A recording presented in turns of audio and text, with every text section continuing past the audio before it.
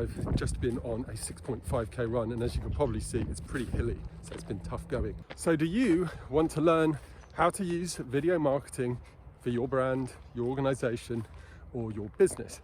Well, if you do, there are 5 main steps that you need to consider in order to get going effectively.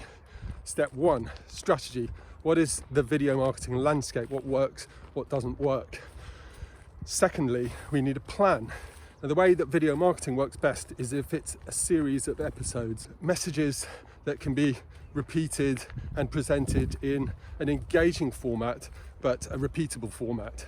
So you need to make a plan. The third step is pressing the record button. It's the production phase. There are plenty of tips, tactics, and tools that it's worth getting an understanding of before you actually start. And then the fourth step, it's the editing phase. Learning how to edit your content so that it looks great is really important, but equally important is learning how to edit effectively. It can be a time-consuming process, and it can be a brake on the effectiveness of your video marketing more broadly. And the final step is absolutely fundamental, and that's marketing your content. How are you going to connect it with the rest of your marketing strategy, and how are you going to really give it those legs so that it can fly and take off and boost awareness for your brand?